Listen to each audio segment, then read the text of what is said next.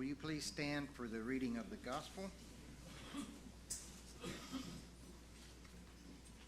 This morning's gospel reading comes from the book of Luke, chapter 14, verses 1, and then we're going to skip to verses 7 through 14.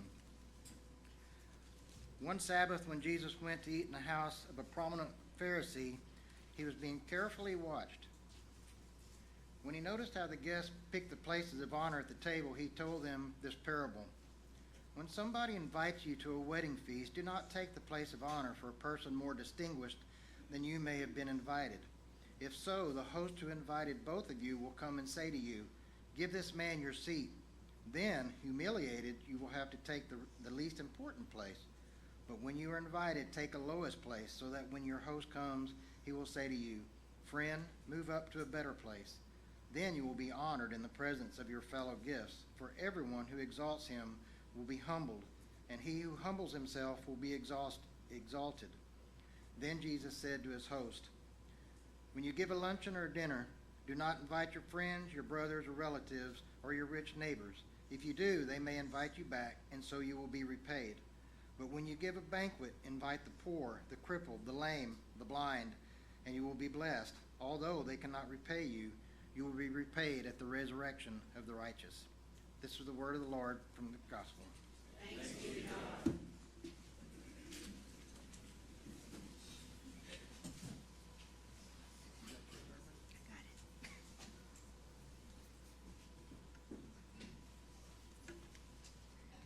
Okay, Beth, I'm ready. All right. It's the right one. Great American writer Carl Sandburg was interviewed near the end of his life.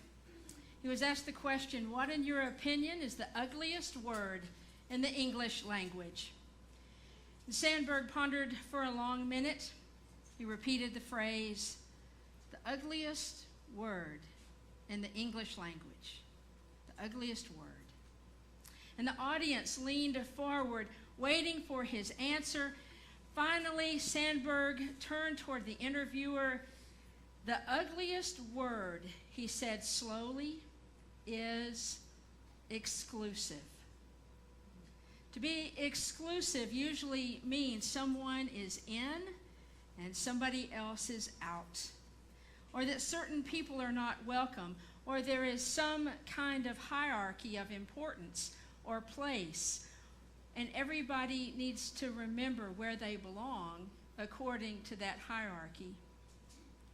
For the past several weeks, including today, our readings from the gospel according to Luke have involved Jesus saying things or acting in ways that got under the religious leaders' skin. The Pharisees sought to protect the status quo and their place in it. And Jesus came to break down divisions between people and to impart God's love for everyone. We hear that over and over again, and it's still a hard lesson to hear over and over again. We think everybody gets that it's something that we shouldn't have to hear over and again, and yet somehow or another, we still do. The Pharisees could not or would not see things from Jesus' perspective. It had gotten bad enough that the Pharisees were following Jesus around to keep tabs on him so that they could catch him doing something for which they could have him arrested. They were keeping tabs on him so that they could have him arrested.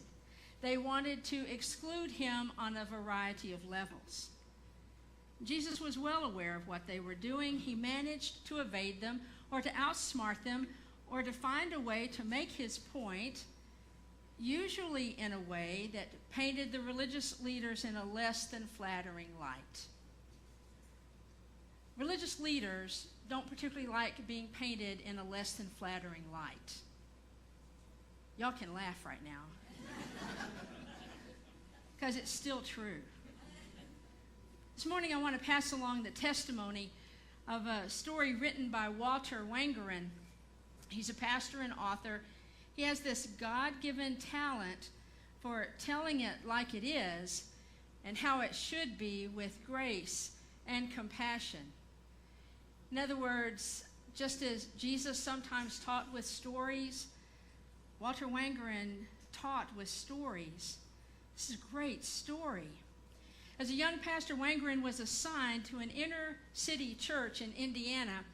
The majority of his flock was African American, and two of his parishioners were Douglas and Ms. Lil Landers. They were the backbone of the community. Douglas was a short man, full of laughter. He had such a winsome personality, people would laugh at his jokes even after they had heard them 100 times. We know folks like that. We've heard their jokes 100 times and we still laugh because we enjoy them so much. Ms. Lil was as quiet as Douglas was outgoing. She didn't say much, but what she did say carried a lot of weight. When Ms. Lil spoke, people listened.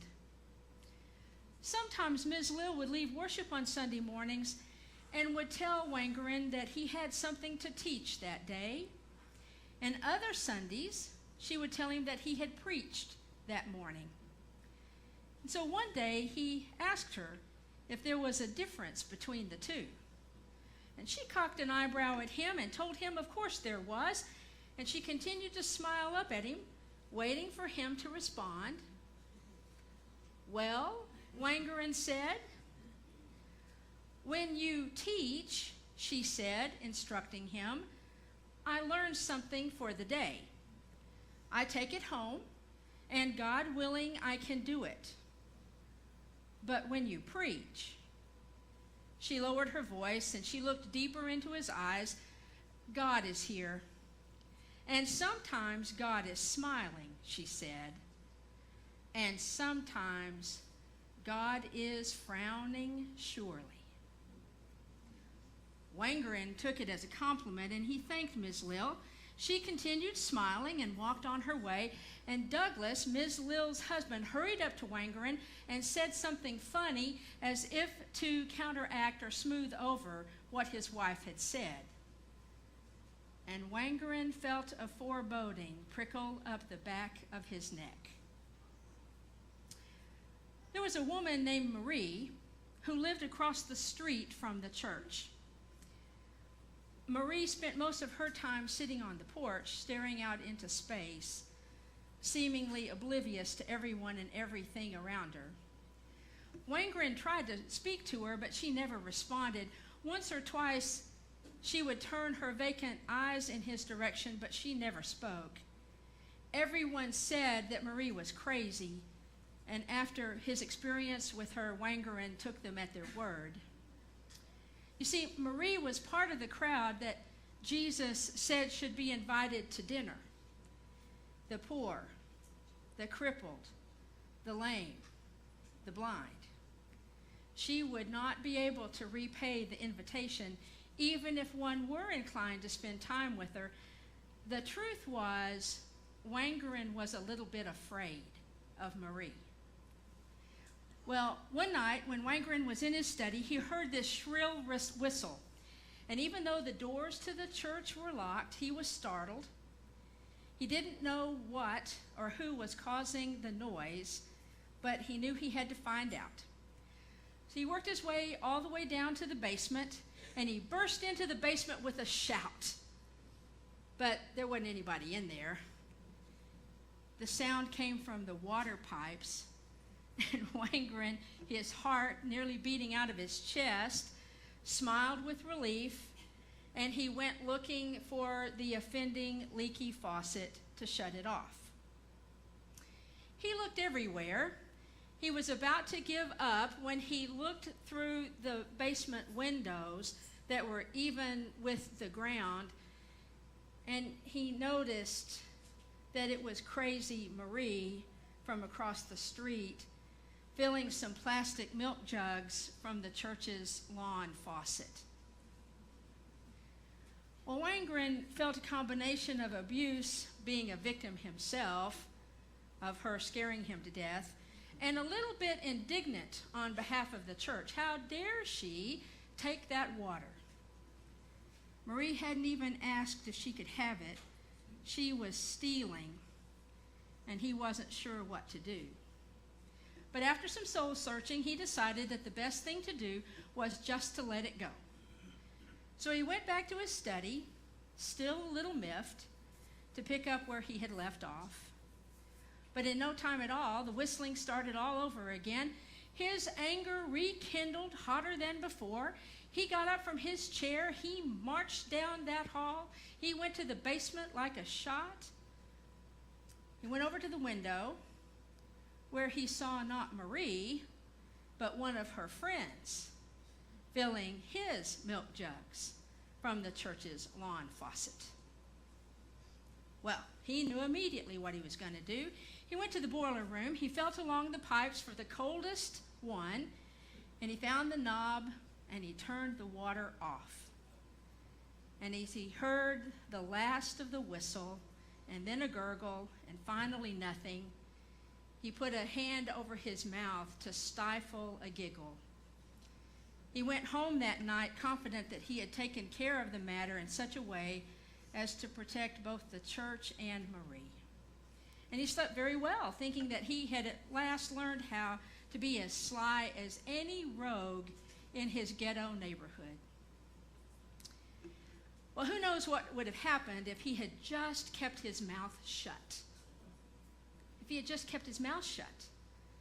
But Wangerin, this newly minted pastor, a young man, chose to tell the story of how he had thwarted those thieves at worship.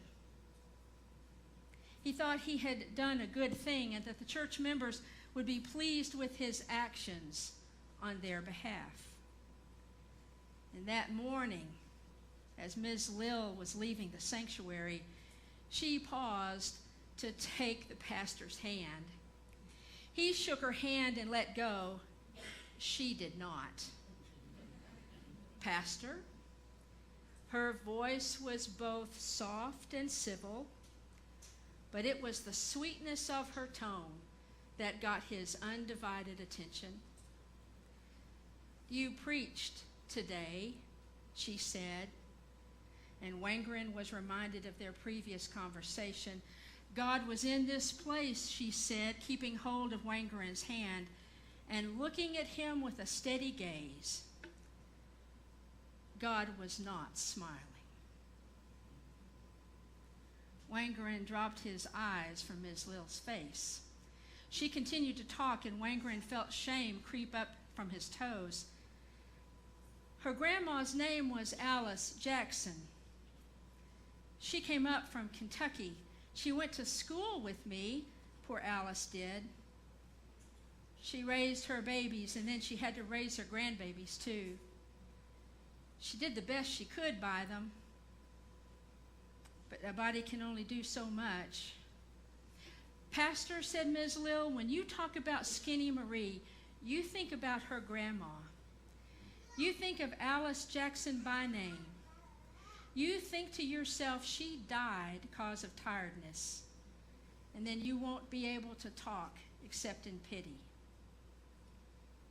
God was in your preaching, Ms. Lill whispered. Did you hear him, Pastor? It was powerful. Powerful. You preach a mightier stroke than you know.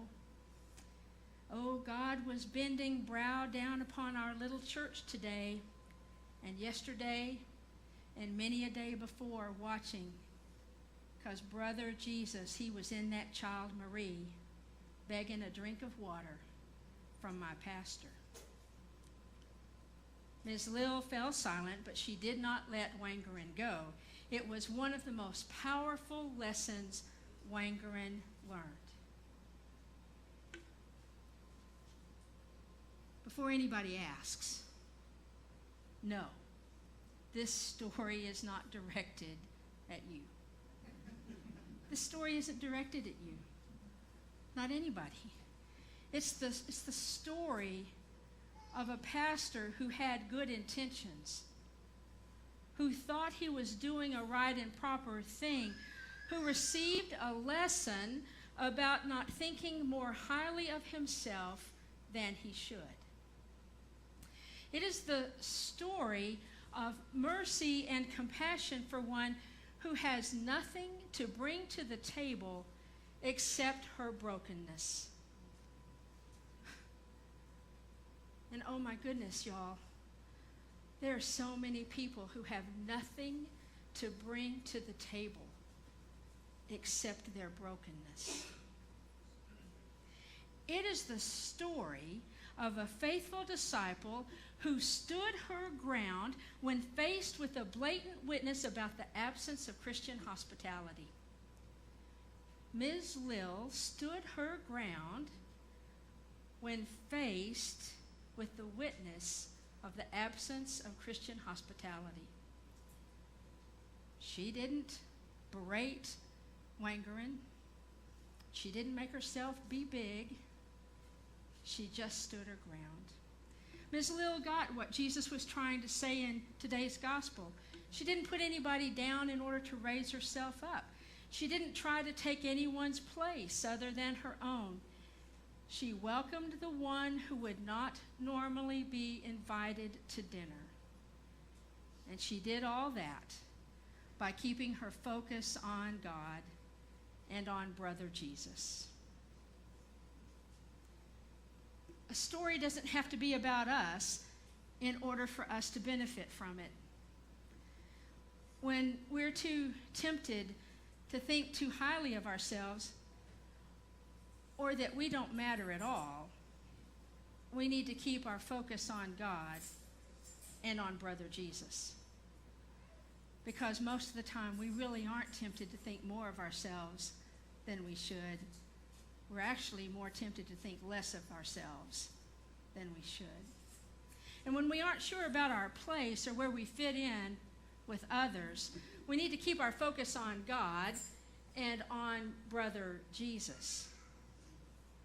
And when we encounter someone who is not normally invited to the banquet or to the party, and we wonder what we're supposed to do with them, we need to keep our focus on God and on brother Jesus. I don't encounter anybody like that. Really? We don't? Really? I think we do all the time. Because every once in a while I find myself thinking, gosh, I'd sure hate to, and then I find shame creeping up from my toes when I think, I'd hate to live there. I'd hate to spend time with. Oh gosh, if that person came over and talked to me, what would I say? I mean, really, y'all, we do it all the time. Who is it that we would need to invite to the party, to the banquet? Who is it that we need to help feed? Who is it? See, the truth is, not a one of us on our own merit deserves an invitation to the banquet. And the truth also is, every one of us, because of God's grace, belongs there. So, Ms. Lill, thank you for your witness. In the name of the Father, and the Son, and the Holy Spirit. Amen.